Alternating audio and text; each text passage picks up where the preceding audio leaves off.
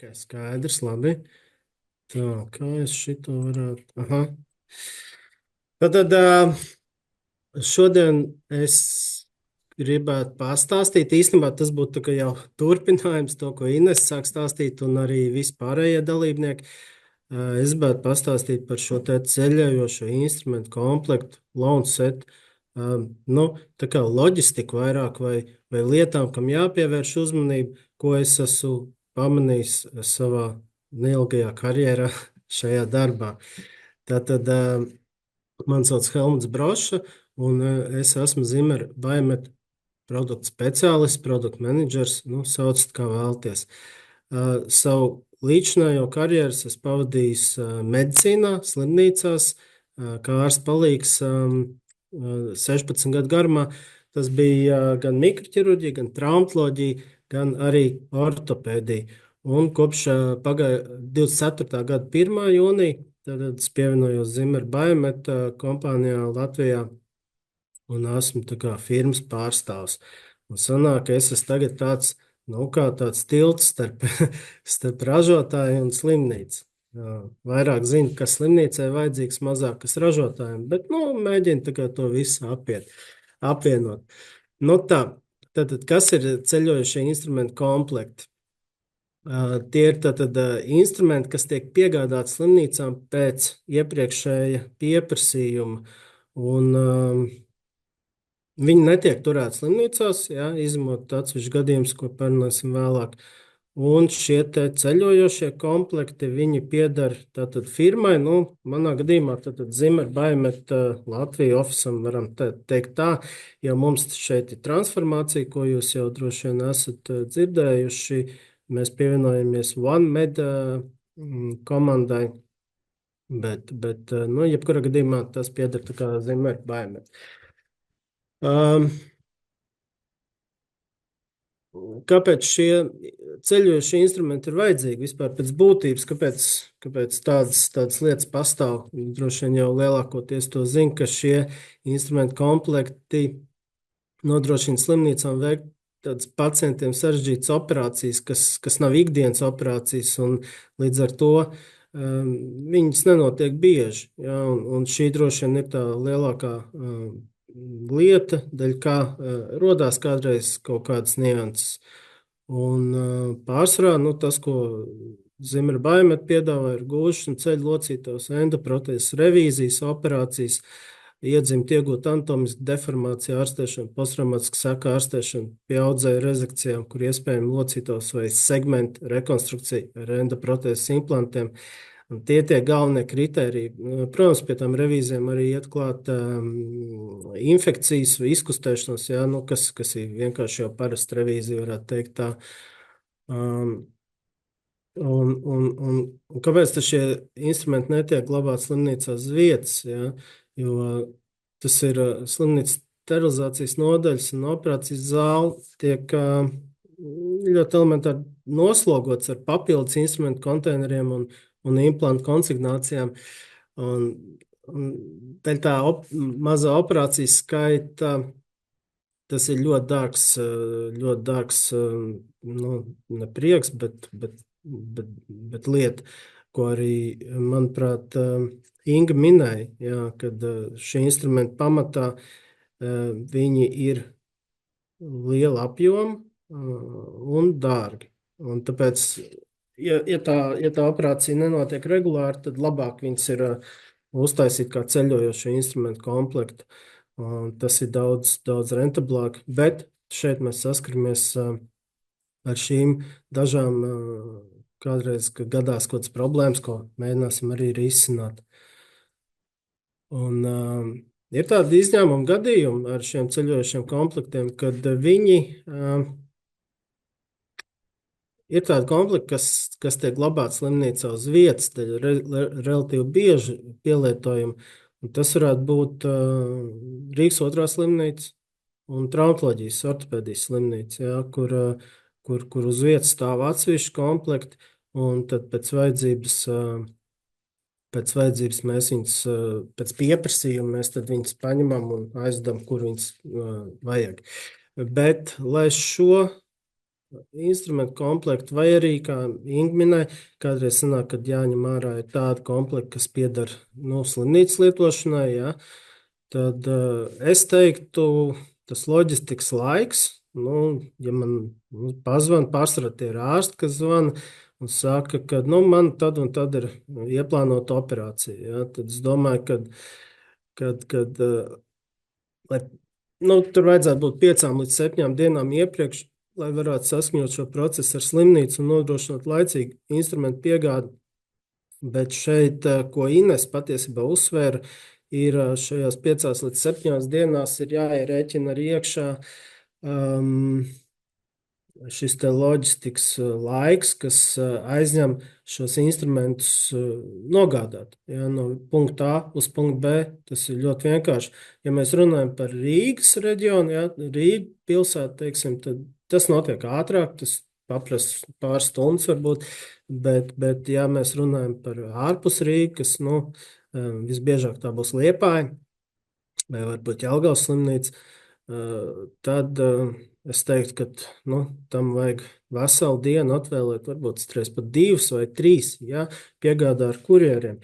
Ar kurjeru piegādēm ir tā, ka saskāros ar reālu problēmu.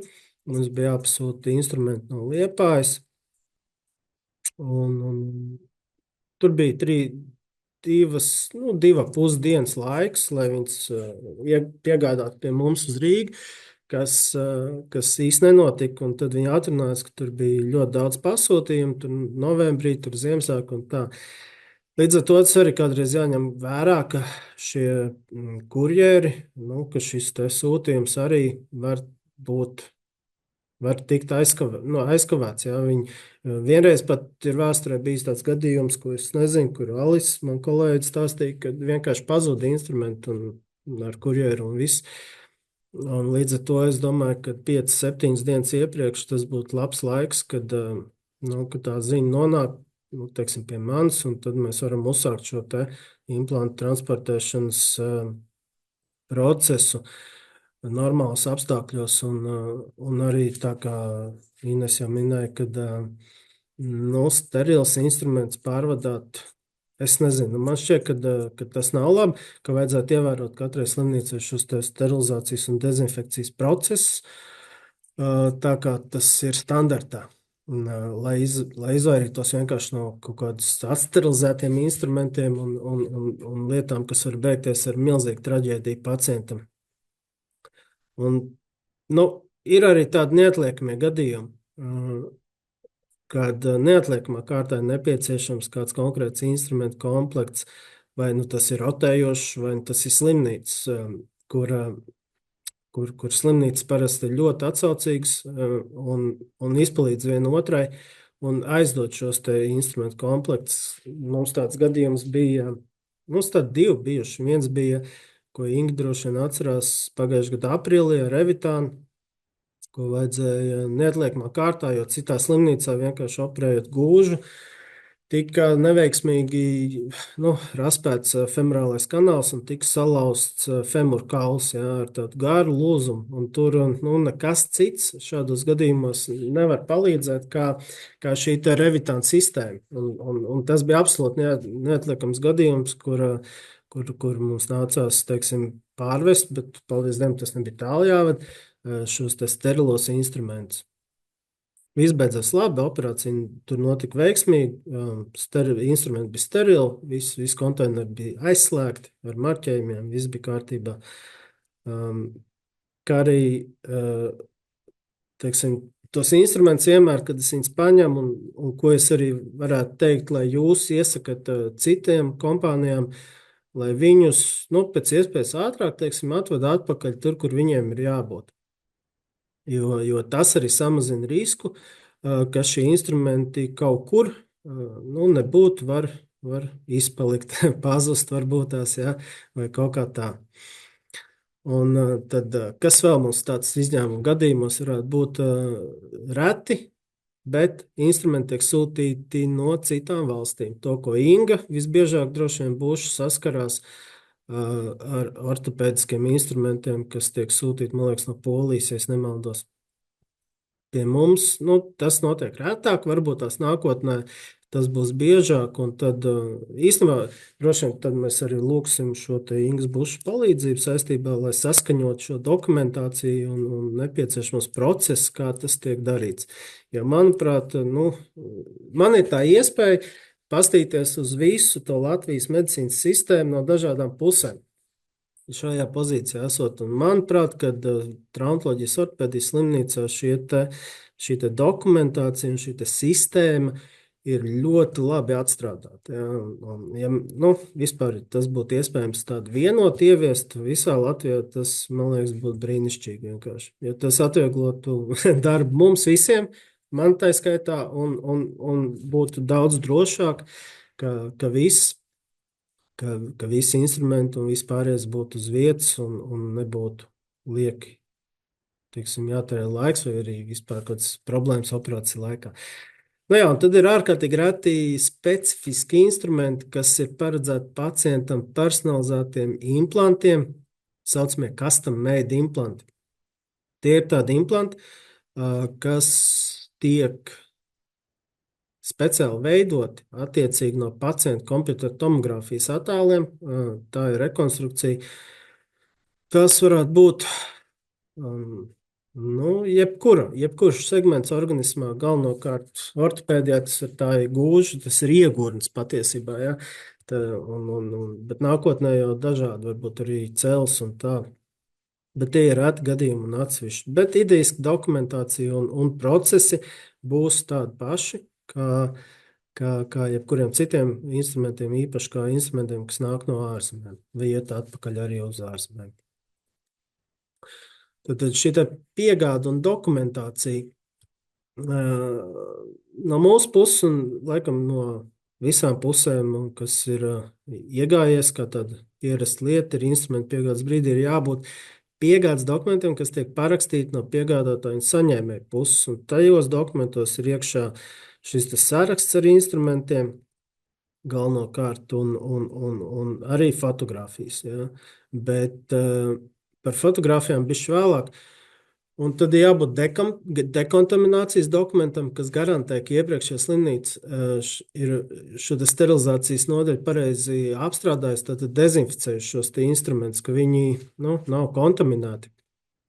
Ja, tas ir svarīgi. Tas ir svarīgi arī no mums kā izplatītājiem, pārstāvjiem. Ja, īstenībā to prasa ISO certifikāts. Ja, mums šis certifikāts ir, un viņš arī to prasa, tāpēc arī par to vajag atcerēties vienmēr, bet tas arī ir normāli.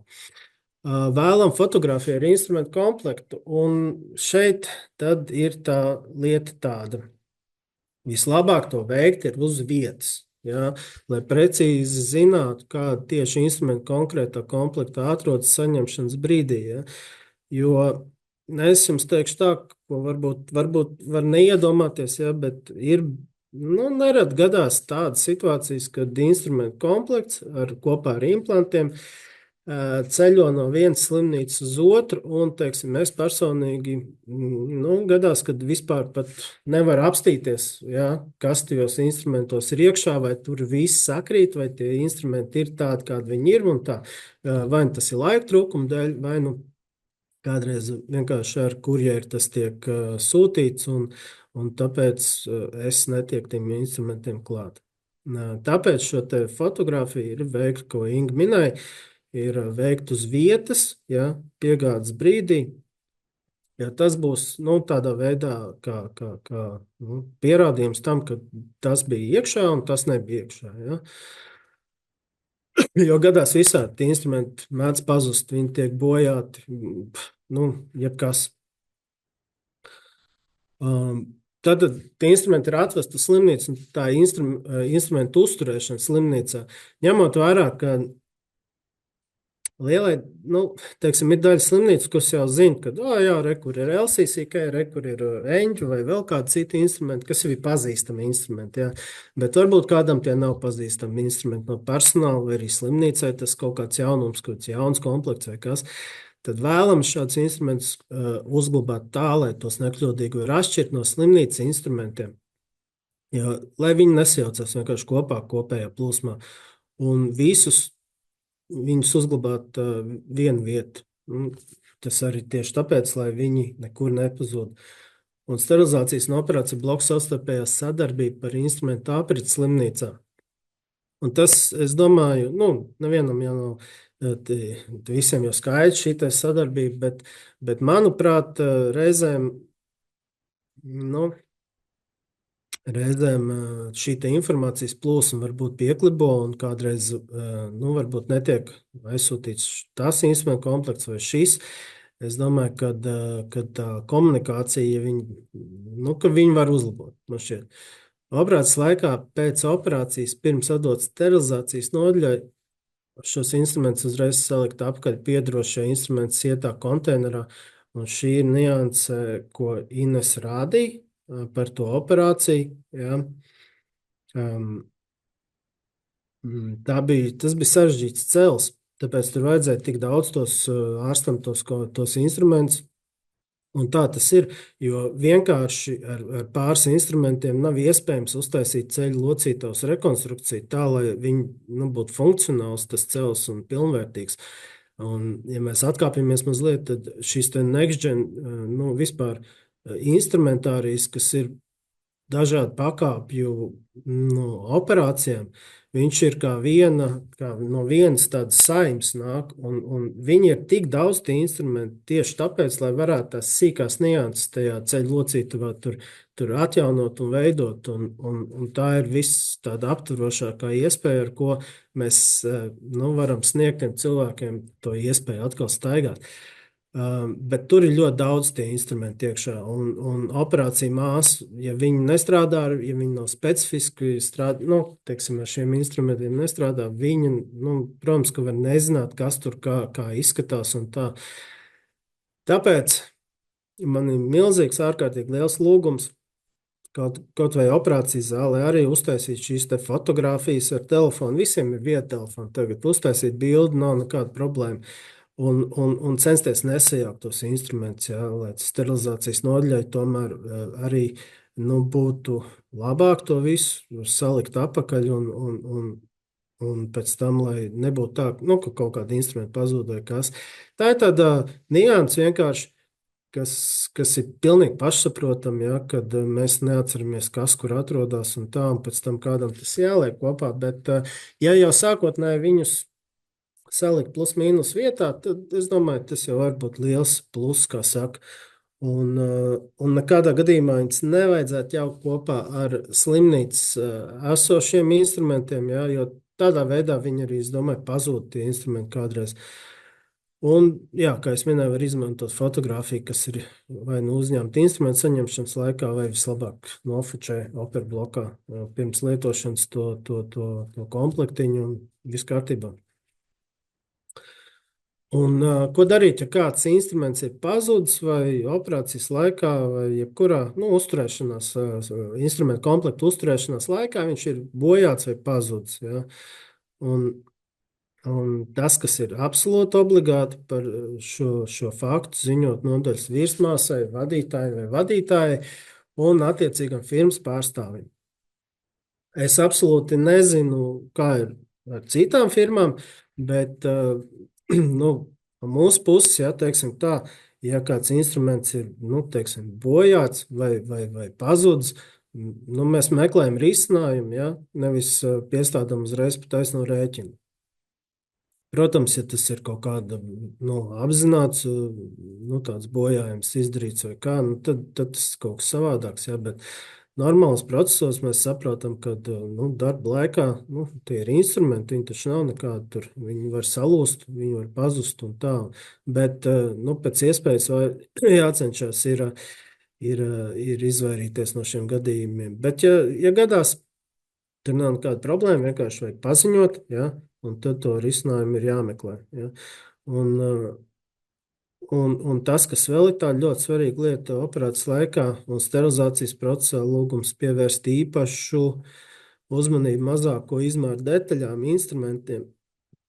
Un tos mazos, tos gan vajadzētu nolikt atpakaļ tur, kur viņas paņēma. Ja? Jo, paldies Dievam, es teiktu, man liekas, ka šiem te Zimmer instrumentiem, ka viņiem nav šausmīgi daudz tiem mazās detaļiņas, kas tur jāsaliek daudz kas kopā, lai tu izveidotu to vienu instrumentu. Ir tikai tādi daži, ja, kas ir no sastāv no lieliem instrumentiem, bet ir tomēr tāds skrūvīts neliels, un viņas, ja pazūd, tad tā ir problēma nākošam lietotājam. Ja, un īstenībā par tiem instrumentiem ir tā, ja tur kāds instruments pazūd vai tiek bojāts, un mēs viņu ļoti vienkārši pasūtam. Un te ir tā galvenā problēma. Ne pa finansēm, ne pa ko, bet vienkārši, ka tas instruments ir pasūtīts, un ir jāgaida, ka viņš atnāk. Un līdz ar to šajā laikā, kamēr viņš nāk, tas instrumentu komplekts ir nepilnīgi lietojams. Nu, viņu nevar varbūt pilnībā lietot nemaz. Ja? Un tad tā ir tā lielākā problēma manā skatījumā. Pārējais jau būtu sīkums salīdzinoši, ja? bet tad tas instrumentu komplekts apstājās vienkārši. It īpaši, ja tie kritiski svarīgi instrumenti ir bojāti vai zuduši. Bet, ja tas gadās, vienmēr to pēc iespējas ātrāk vajag pateikt, tad mēs varam reaģēt, rīkoties tālāk. Nu jā, un tā, jā, nākošo skatīsimies instrumentu atdošanu un dokumentāciju. Un tad, kad tas process ir beidzies ar slimnīcā viss ir izdarīts, šie instrumenti ir izdarījuši savu darbu, kā saka, tad mums viņus vajadzētu atdot atpakaļ, un tas ir tieši tāpēc apusē mēs parakstam piegādes dokumentus, ka instrumenti tiek atdot atpakaļ. Tajā brīdī parasti arī jāapskatās, vai viss ir vietā vizuāli, ja? Un šai gadījumā, ja pieņemsim, es saku, ja firmas pārstāvs saka, ka jā, reku, te nav tas instruments, vai šeit, kā Inga minēja, te ir vecs instruments ielikts, mums bija jauns, tad jums ir šī te fotografija, ko jūs varat parādīt, un man vai citam un pateikt, jā, bet reku, šeit arī viņš nebija tas instruments, vai arī šeit viņš jau bija vecs, jā. Ļoti vienkārši lieta, un tad man nevienam vairs nav ko teikt. Un tā kā tās fotogrāfijas ir svarīgas, un tieši tāpēc, kad kādreiz nesnāk pārbaudīt pirms atdot slimnīcai, ja viņš nāk uz slimnīcu, un tad tas komplekts, piemēram, ar fotogrāfijām nāks jau ar tādām, kā bija jābūt, bet ja būs kaut kur pazūdis pa ceļam kāds instruments, tad jau viņš vairs nebūs, un tāpēc labāk uz vietas vienmēr jaunu bildu uztaisīt. Un tas arī jāiesniedz parakstīts dekontaminācijas dokuments, kas parādītu, ka šis instrumentu komplekts ir pareizi apstrādāts. Un tātad, ko mēs varētu darīt, lai uzlabotu darba kvalitāti? Šeit vispār nav runa par kaut ko specifisku, bet vienkārši šī pusotru gadu laikā ir kaut kādas reizes sanākuši, ka kaut kas kaut kur nenotiek, un kāpēc manā skatījumā, kāpēc kaut kādas aizķeršanās ir bijušas un tā. Vienmēr tas pašā pamatā. Pirms retām sarežģītām vai pirmreizējām operācijām var lūgt firmas pārstāvi rīkot semināru. Es domāju, to var lūgt jebkuram firmas pārstāvim, un tas būtu tā kā firmas pārstāvi pienākums atbraukt pie cilvēku, kuram jāstrādā ar to instrumentu komplektu vai implantiem un jāizstāst par instrumentiem vai implantiem vai arī ķirurģisko tehniku vai arī visu kopā.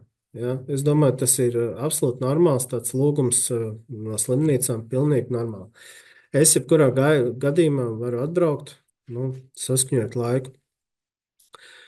Un šī tad varētu, tā kā vēl viens tāds variants, ka ieviest instrumentu aprīts datubāzes vai sistēmu slimnīcā, ja, tas droši vien attiecas, kā Ingai Bušai šī sistēma ir traumatoloģijas slimnīcā, kas man liekas ir tā ļoti precīzi.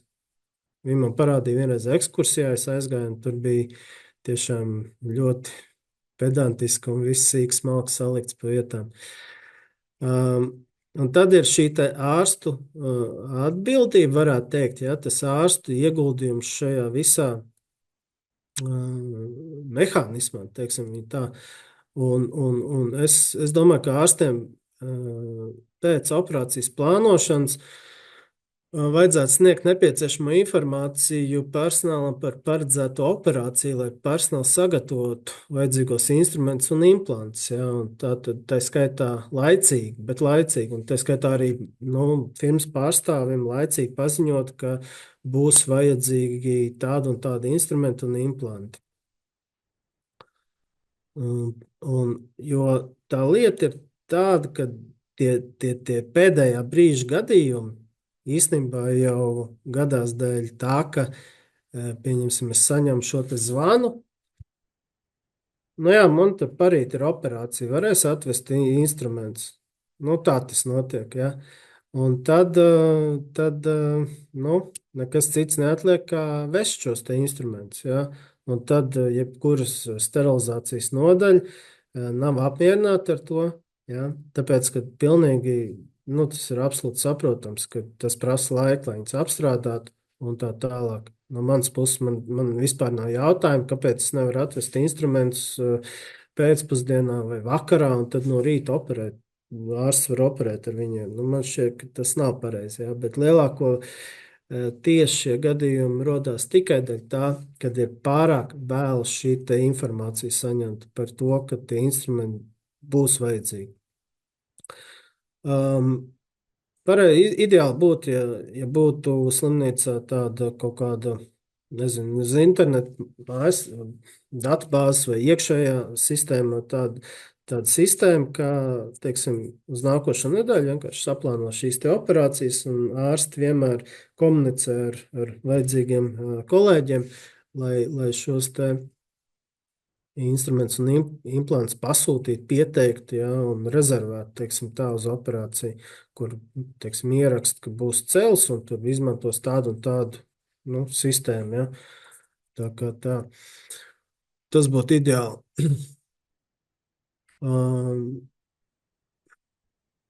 Jā, un tad vēl tāda niansīta, ka pirms operācijas, tad, kad jau viss jau ir, pacients ir zālē un tā, tad pirms operācijas māsai vai brālim precīzi vajadzētu noskaidrot, kādi instrumenti un implanti būs nepieciešami, vai arī, ja mēs jau taisam vaļā visus instrumentu komplekts, tad vajadzētu pārliecināties, vai viss ir operācijas zālē atvests,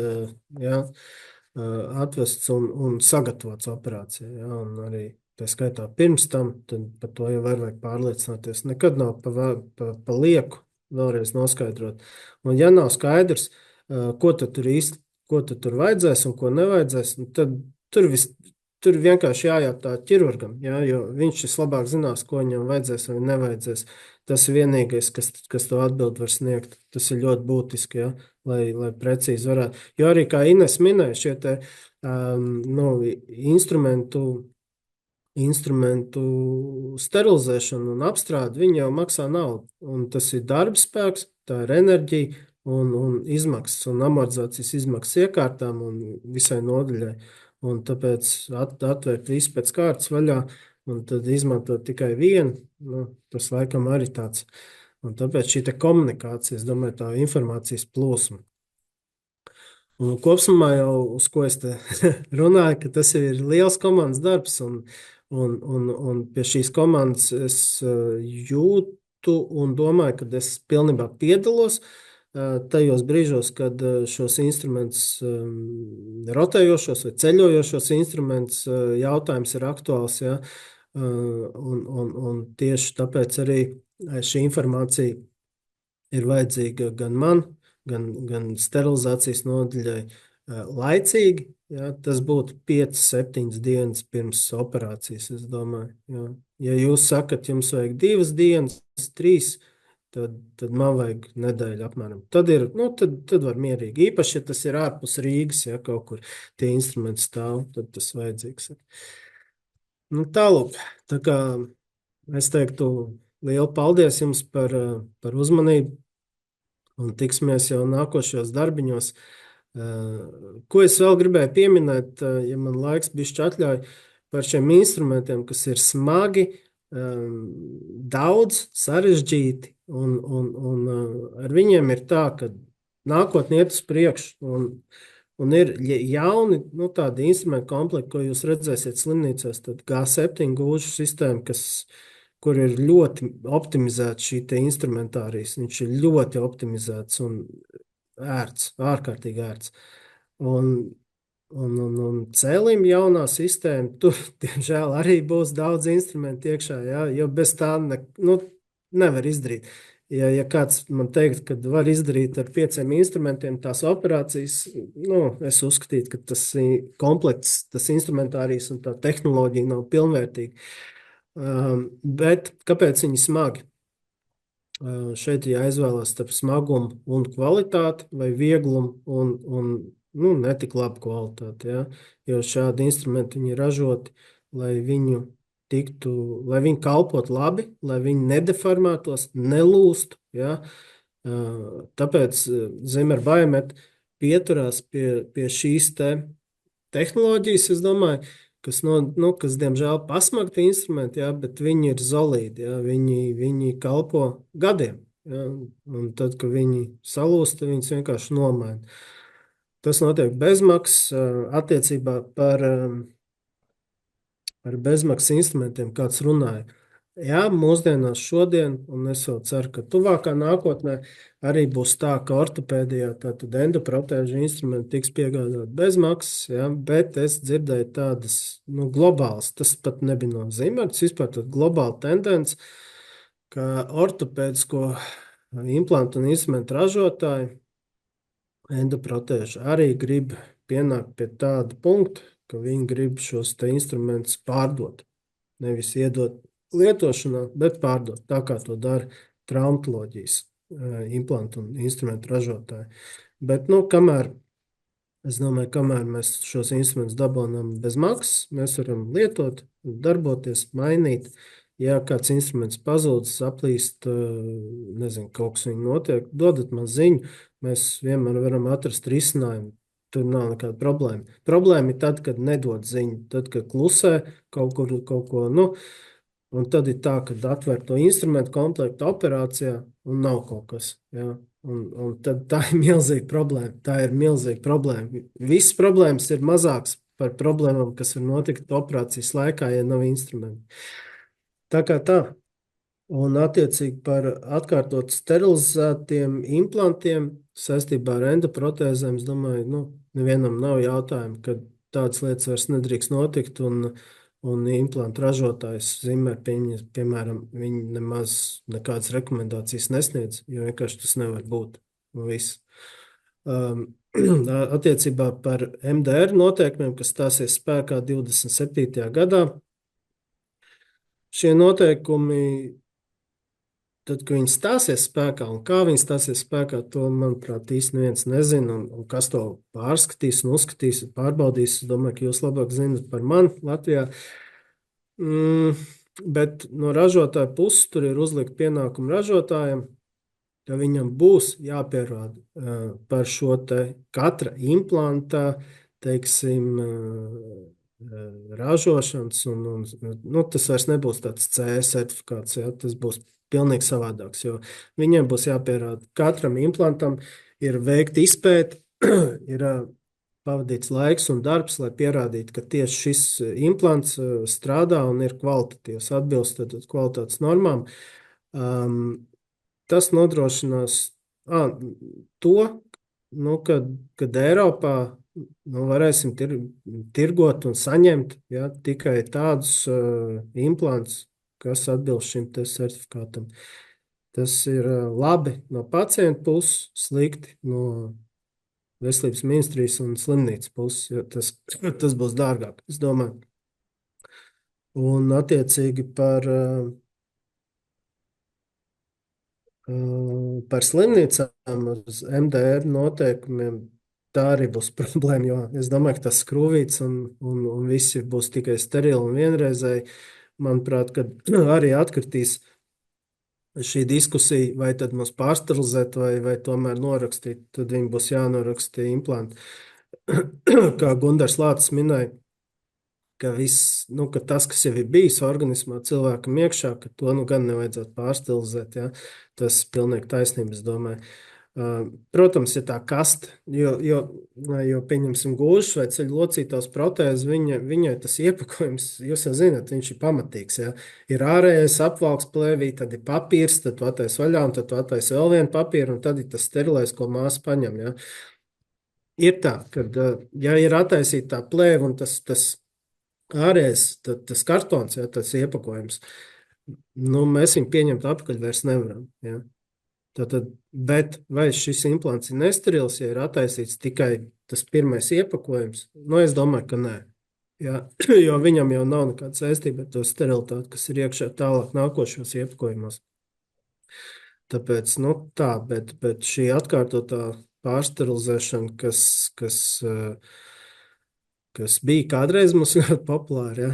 Tas laikam ir tā ēra vienkārši beigusies, un viņa beigsies, un tas jāpieņem kā fakts, diemžēl, vai par laimi. Ja es būtu pacients, es teiktu par laimi, ja es būtu slimnīcas finanšu direktors, es teiktu, ka diemžēl, ja? Nu, tā. Tā kā paldies jums liels. Ja jums ir kādi jautājumi, lūdzu uzdodat, vai arī sazināties ar mani, vienmēr atbildēšu. Paldies!